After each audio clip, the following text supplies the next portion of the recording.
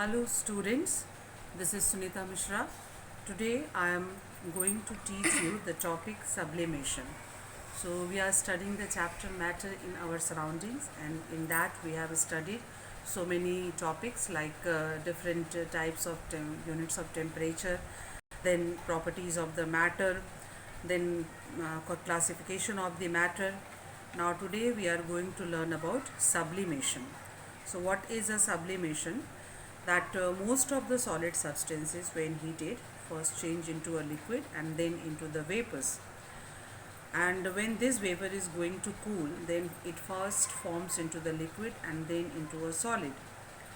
But there are few solid substances which change directly into the vapors on heating, and vapors give back solid substances on cooling.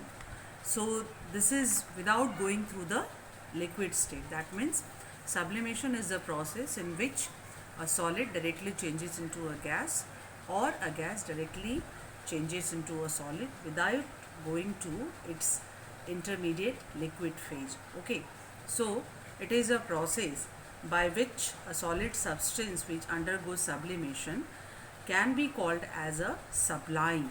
Okay, and the solid which is obtained by cooling the vapors of the solid, that is known as a sublimate. So these are the terms which are used in the process of the sublimations. Now what are the common things or common substances which undergo sublimation? So I am going to give you some examples. These are ammonium chloride, iodine, camphor, naphthalene balls, and anthracene, etc. You have ever seen in your home that naphthalene balls, those are kept in the trunks or big boxes that are going to be appear after some time. This is all due to the process of the sublimation. Now solid carbon dioxide or dry ice also sublimes to form the carbon dioxide gas. So these are all examples of the sublimation in which a solid directly changes into a gas or vice versa without going to the liquid state. Then while talking about this process, I am going to tell you one more topic, that is the effect of change of pressure. So previously in my previous class I taught you about the effect of change of pressure. So today I am going to tell you about the effect of change of pressure. So you see, the state of matter can be changed by increasing the pressure or decreasing the pressure. For example, gases can be changed into liquids by increasing the pressure and by lowering the temperature. When you are increasing the pressure, that means you are lowering the temperature. And some solids like carbon dioxide, that is changes into a gas on decreasing the pressure.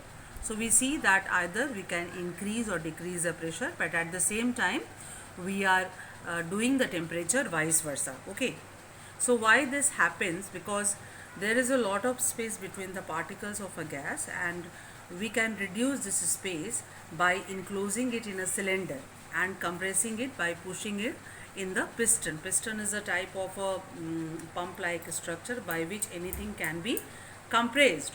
So by this compression, the particles get so closer that they start attracting each other, and thus they form a liquid. Okay, so in this way we can convert any solid substance to a gaseous substances. Like ammonia gas can be liquefied by applying high pressure and lowering the temperature. That